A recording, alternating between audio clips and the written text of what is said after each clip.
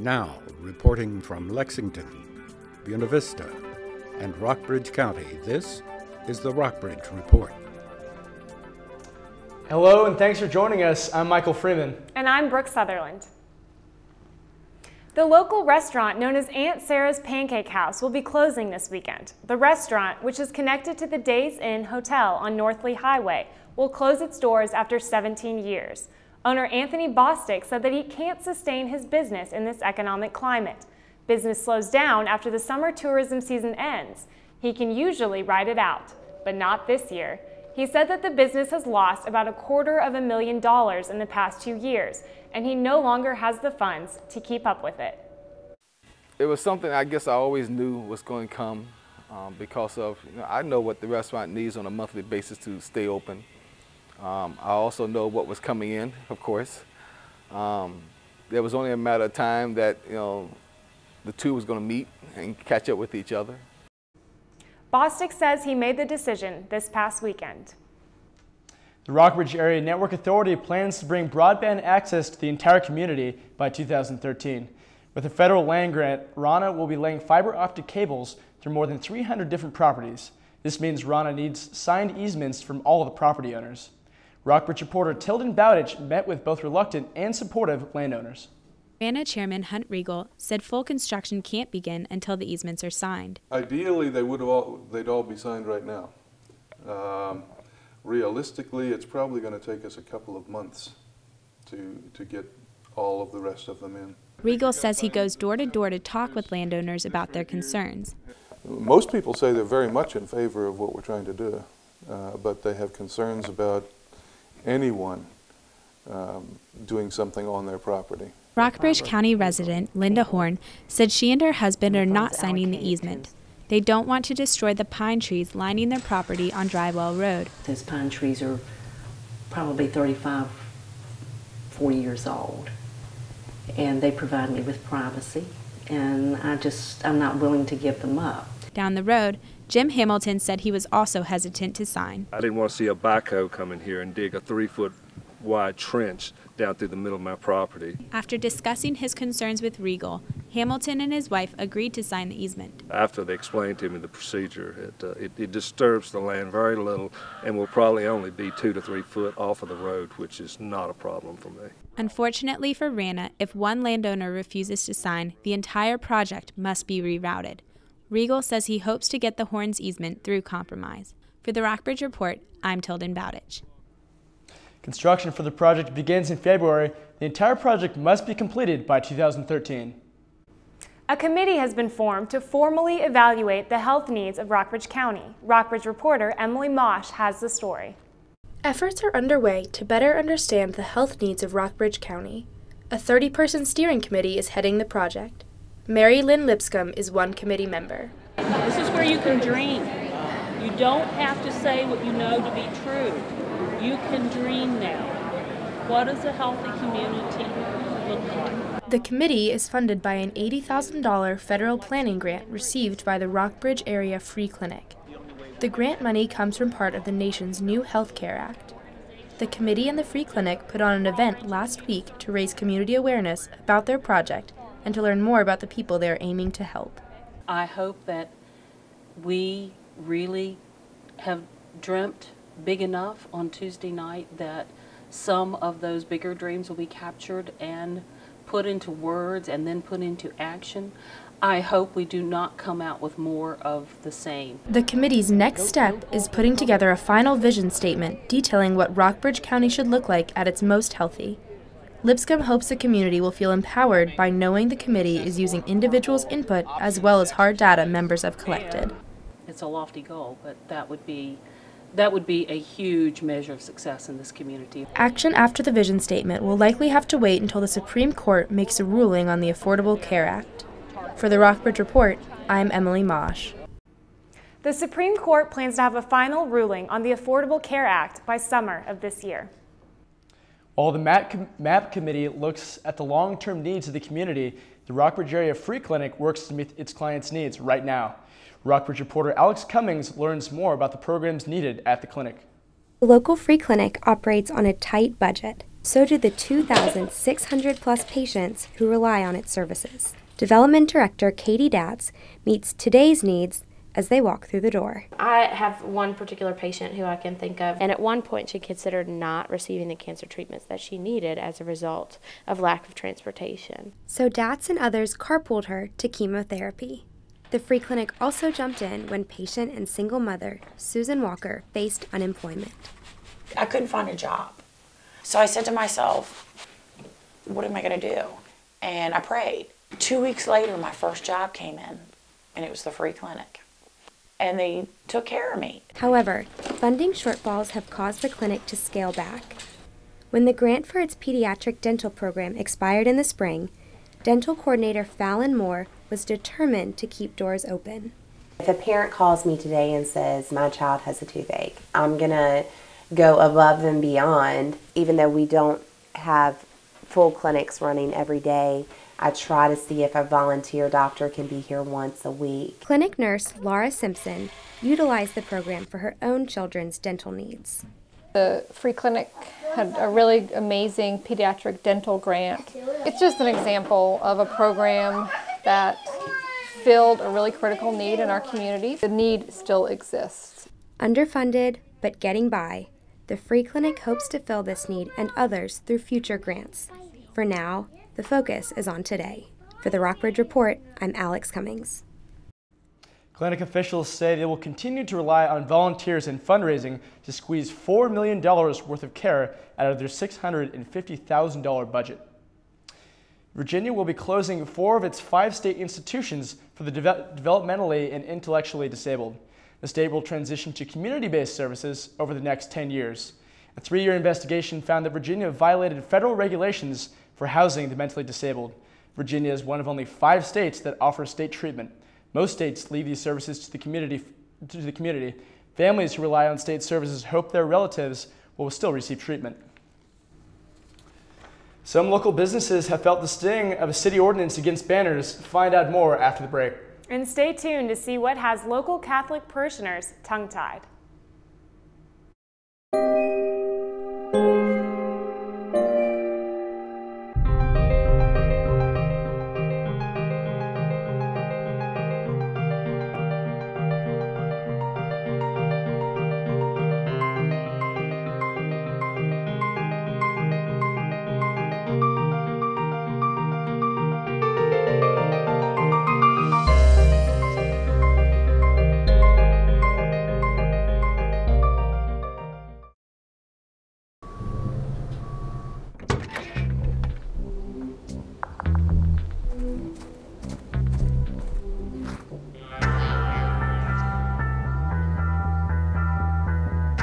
When you throw away money on wasted electricity,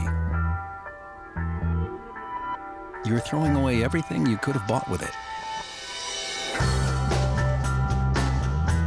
Saving energy saves you money. Learn more at EnergySavers.gov. 2 outs with a runner on first base. Now the big guy comes up to bat, hitting .342 with 92 RBIs and 36 homers.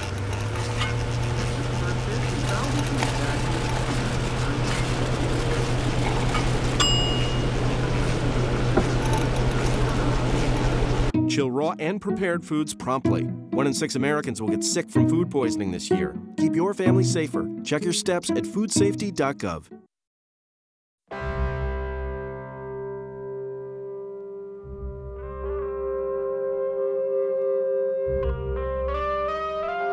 $7,000 high school students drop out every school day. That's a line of desks, more than 4 miles long. We can keep students in school. Visit boostup.org and take the first step. Earlier this month, the debate over the display of Confederate flags on public flagpoles moved to a federal courtroom in Roanoke. The Sons of Confederate Veterans filed the suit, claiming the city's flag ordinance approved in the fall is a violation of free speech. The Rutherford Institute, the group backing the Sons of Confederate Veterans, says the issue here is not whether the Confederate flag should be displayed, but whether we as Americans, remain committed to the idea of free speech. That same ordinance regulating flags and banners has hurt some local businesses and community groups. Now, some members of the City Council are exploring possible solutions. Rockbridge reporter Alex Moragos has the story. Councilwoman Mary Harvey Halseth has been receiving complaints from citizens since the law passed in September. She wants the City Council to re-examine its code when it comes to banners. I have some serious reasons for this portion needing to be looked at. One of which is the people that make the banners. They don't know what to make. Danelle DeWitt of Vesuvius has been making city-approved banners and signs for 13 years. She says her clients don't know the regulations. It puts that initial cog, a little slowdown in the beginning of it. I'm hoping it'll smooth out, people will get used to it. Banners make up over a third of DeWitt's orders. We asked her how business has been under the new law. Just slightly worse just because it's slowed down and I've had to increase my prices. One of DeWitt's clients is the nonprofit Rockbridge Area Habitat for Humanity. Executive Director Lynn Leach wrote to City Manager John Elistad that the ordinance is a problem. The new ordinance, because it requires something date and time specific, excludes our banners. Leach also told City Council that Habitat relies on its banners for donations. Those banners have yielded good results for us, and when we have product in the store, we're able to sell it, and so we're always looking for ways to get more product in the store. Councilwoman Harvey Halseth conceded that the ordinance should be rewritten, but any action must wait until City Council meets on February 2nd. For the Rockbridge Report, I'm Alex Maragos. If the banner ordinance is not formally introduced as old business at the next City Council meeting, a City Council workshop is expected later in February. Students at Perry McClure High School are anxiously awaiting the results of its standardized tests they have been taking this week. The tests are used to determine if schools have met the state and federal education requirements. Perry McClure is one of 7 schools in the area that failed to meet standards last year. Principal Anna Graham hopes the results of the test will show improvements the school has made in the past year. Increased demand for organic foods has been met with the opening of Cool Springs Organics on Route 11. Owners Brad Easold and Selena Anderson have been seeing growth in business over the past few months.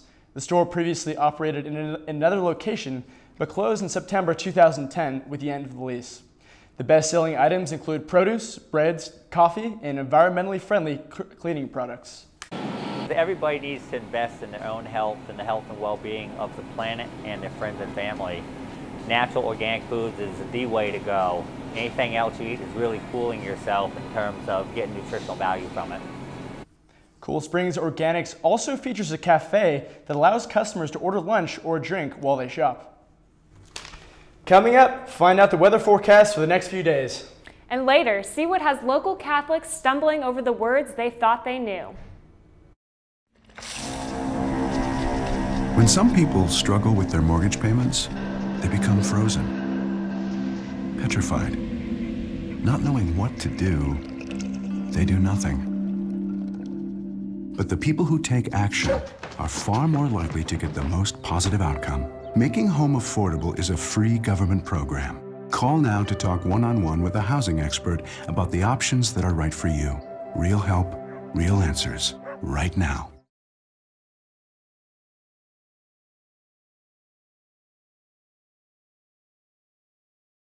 So, I got this new family, and I don't know what it is about this one, but she can't seem to put down that toy all day long.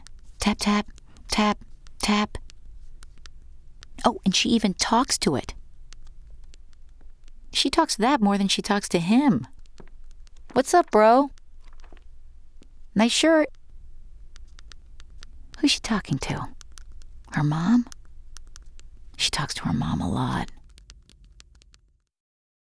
This is one amazing truffula tree. Can you imagine a place where these grow everywhere? Yes, it's called the Forest, a magical place to enjoy with your family.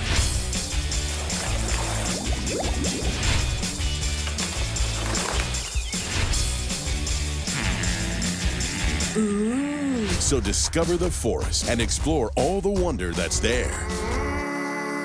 Visit discovertheforest.org to find a forest near you. Every book is an adventure waiting to come to life. Visit New Worlds. encounter new friends, and discover the power of reading. Go to read.gov to read A Princess of Mars, the first novel to feature John Carter. A new world awaits. Read. Well, there is cause for celebration at Perry McClure High School, where the boys basketball coach just celebrated his 500th win. Rockbridge reporter Katie Sheeler brings us the secret behind his success. Perry McClure High School boys basketball coach Nelson Fox does not keep track of his wins. So when he won his 500th career game in early December, it was a pleasant surprise. We don't stress the winning. The winning's something that you expect, and winning is something that happens. A 1971 graduate of Perry McClure himself, Fox has spent all 36 years of his coaching career there. Athletic director Ron Loy says Fox is first and foremost a teacher, more concerned with his students' futures than their foul shots. His players, if you talk to players that he's coached 34 years ago, they will tell you that, you know, he prepared them for the hardships of life. He prepared them for the successes of life. Coach Fox encourages each of his players to enjoy being part of a team and to work toward the same goals. He thinks this will help them be better people as well as basketball players. Looking at the whole person and looking at the academics of the individual and trying to see if the kids become productive citizens is much more important than basketball. Senior Conrad Patterson has been playing for Coach Fox for 3 years, and he says Fox is definitely helping prepare him for life after graduation. Not everything in life is about you. It's about helping others, being on a team with somebody, helping them out. To those around Coach Fox, his dedication to Perry McClure and its students is undeniable. Best coach you could play for. He represents what a true Fighting Blue is. That not only is he competitive, but he is a teacher who the most precious thing to him is the molding of young people to develop to their fullest potential. During his career, Coach Fox has brought home 2 district championships so far. His goal is to finish this season with 1 more. For the Rockbridge Report, I'm Katie Sheeler. The Perry McClure boys are tied with James River for first place in the Pioneer District. There's about a week and a half left in the regular season. Washington Lee's football coach Frank Mariello is stepping down after 14 seasons with the university. Katie Sheeler sat down with him to find out about his decision. Stay tuned after the broadcast to see the full-length interview. Now for this week's weather forecast. Heading into the weekend, Friday looks like a chance of showers with a high of 53 and a low of 33. Saturday will be partly cloudy with a high of 56 and a low of 29. Sunday brings in sunshine with a high of 52 and a low of 26. It stays bright on Monday with a high of 45 and a low of 30. Tuesday will turn back to cloudy, but it will be a little bit warmer with a high of 59 and a low of 38.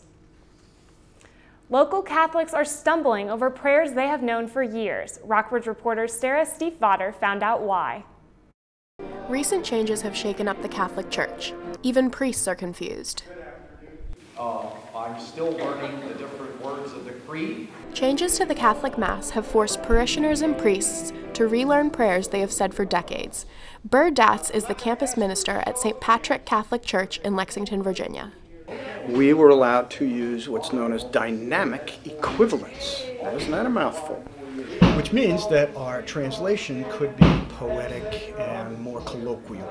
The change has been met with mixed emotions. Father Joe Durora is the pastor at St. Patrick. No, I don't think that they were necessary. I think we were doing fine the way the prayers were. Though change can be difficult, parishioner Christine Winchell thinks it might be positive in the long run. Change is inevitable, and change is important because people change, and if it makes people more interested in the Mass that are learning it right now, then I think it was necessary. Though some parishioners are still stumbling over the words, it doesn't seem like they have to worry. I think that the good Lord understands that it's going to take a few more months till it is smoothed out completely. For the Rockbridge Report, this is Sarah Stiefvater. Parishioners at St. Patrick say that Mass continues to get more familiar every week. Well, that's all we have for you today. For more news from Lexington, Buena Vista, and Rockbridge County, be sure to log on to rockbridgereport.washingtonandlee.net. I'm Brooke Sutherland. And I'm Michael Freeman. Thanks for watching. Have a good night.